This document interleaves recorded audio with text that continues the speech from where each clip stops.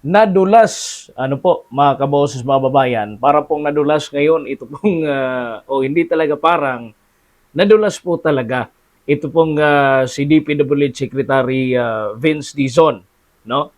Kasi po, during po sa pagtatanggol niya po, mga kaboses, mga babayan, sa 255 billion na budget cut, 255 billion pesos budget cut ng DPWH, kasi parang pinapakita nila ngayon no, na yung gobyerno ng Marcos ngayon, mga kabos, mga babayan, ito Marcos administration, ay seryoso, ano po, mga kaboses, mga babayan, na sugpuin ang ito pong talagang corruption na nangyayari, ano po, mga kabos, mga babayan. So patuloy po nila, ano po, na pagkukunwari, mga kaboses, mga babayan, ito pong si DPWH Secretary Vince Dizon ay nadulas po ang dila. Ha?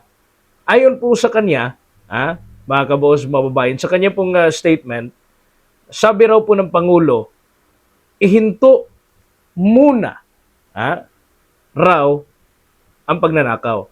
Ito po yung pinaka-statement niya. Sabi po ng Pangulo, ihinto muna natin yung pagnanakaw. Galing po mismo yan sa bunganga ni DPWH Secretary Vince Dizon, mga kabaos, mga babayan. Now, ihinto muna. Pag sinabi mong muna, mga kabaos, mga babayan, ibig sabihin, pause, parang gano'n Parang gano'n yung dating pause muna tayo, no? Or wag muna. Ano, kung ibig sabihin, magpapatuloy pa rin, no? May chance pa rin na ipagpatuloy nila, but not now, no? Hindi pa muna ngayon, mga kabaos, mga babayan, kasi muna yung ginamit Ibig sabihin, wag muna, sa susunod na. Parang ganon, mga kaboses, mga babayan.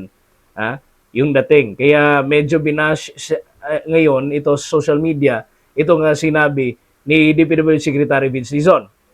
Basahin po natin itong artikulo po mula po sa Ang Balita Ngayon. Sabi po ng Pangulo, ihinto muna natin yung pagnanakaw. Dizon, ipinagtanggol ang 255 billion pesos na budget cut ng DPWH. Sa gitna ng pagdinig ng Senado tungkol sa 255 billion pesos na tapyas sa 2026 budget ng Department of Public Works and Highways, ano po, kasi tinapyasan po nila no? Yung budget ng DPWH kasi nga nakikita doon, mga kaboss, mga babayan, umu-overprice na. Ano po? Yung mga presyo ng mga matrikula o mga materyales, ano po, na ginagamit sa konstruksyon, mga kaboss, mga babayan.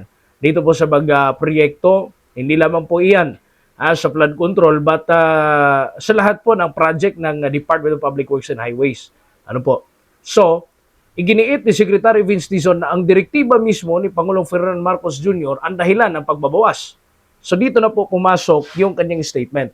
Sabi po ng Pangulo, ihinto muna natin yung pagnanakaw. Ihinto muna. Hindi ba talaga pwede na ihinto na natin yung pagnanakaw? Talagang ihinto na. Hindi muna, but gamitin natin yung talagang ihinto na natin. No? Kasi kapag gumamit ka ng muna, para kasing in the future, itutuloy pa, mga kabos, mga babayan. Di ba po? So parang nadulas tayo dito. Panabagang sinabi ni Presidente Marcos sa kanya, wag muna tayo magnakaw. Kasi unang-una, nagpapatuloy pang investigation na walang nakita natin, parang wala nang katapusan na investigation. Ano po, mga kabaos, mga babayan, kasi labas-masok pa rin yung mga kawatan dyan sa gobyerno. Ano po, nakitang-kita naman po natin kung yung operasyon, no, ng korupsyon dito sa ating bayan. Ano po, ayon kay Dizon, layunin ng hakbang na linisin at ayusin muna ang flood control program ng bansa bago maglabas muli ng malaking pondo. So, ayusin muna, kaya wala munang pagnanakaw na magaganap kasi aayusin muna itong existing na mga ninakaw. So kapag okay na yan, based doon sa tinapya sa budget, babalik naman po tayo doon sa malaking pondo upang malaki ulit yung inaka, parang ganon. Sa akin naman po yan na opinion, mga kabos, mga babae, na para talagang ganon yung tunada.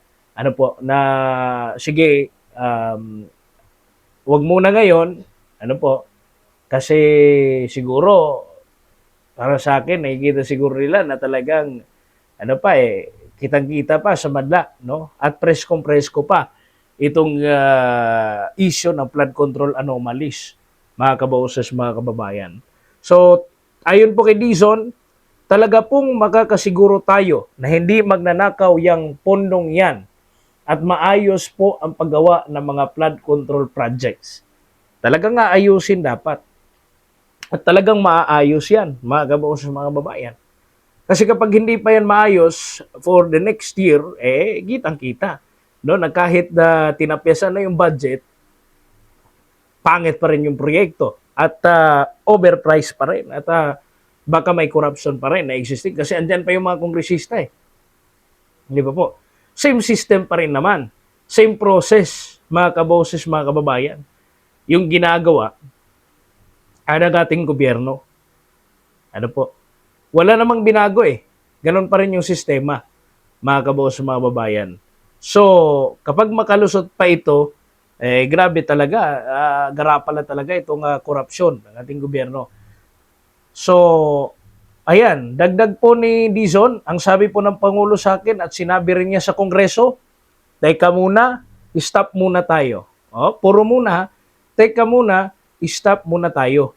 Pero hindi daw ibig sabihin na wala na tayong gagawin. Dagdag po ni Vincizon. Ibig sabihin, mayroon po silang gagawin. Ano kaya? Nilinaw ng kalihim na mayroon pang 15.7 billion na natirang pondo para sa mga foreign-assisted flood control projects sa pinupunduhan na mga partner tulad ng ADB, World Bank at JECA. So nakakahiya kasi umuutang pa tayo mga kaboses, mga babayan. Imagine this, yung perang ninakaw nila, inutang pa natin. Ano po, mga kaboses, mga babayan, para sana sa mga proyekto na para, no, sa ikaliligtas ng ordinaryong Pilipino, lalo na itong flood control. At hindi lamang po iyan, marami pong maapektahan, mga kaboses, mga babayan.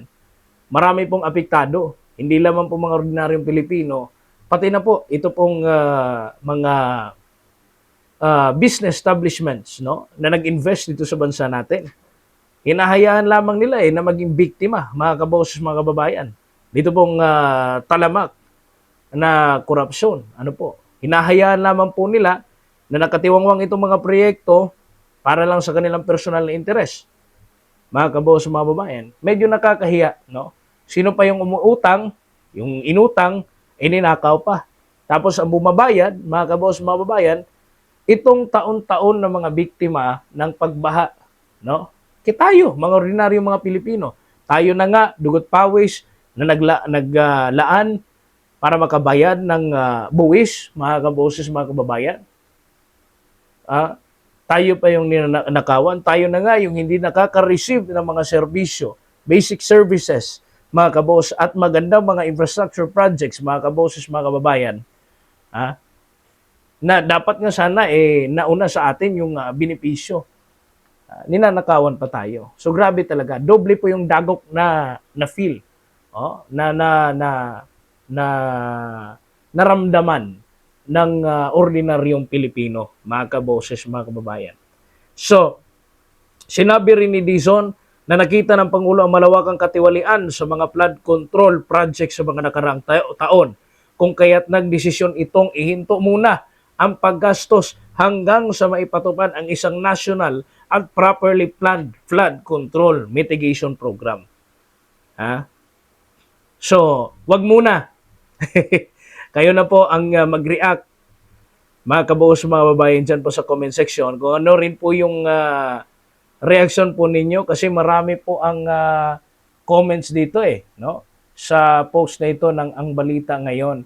Kasi nga, nadulas, sabi po ng Pangulo, ihinto muna natin muna. Hindi ba pwedeng ihinto na talaga natin? Ano po?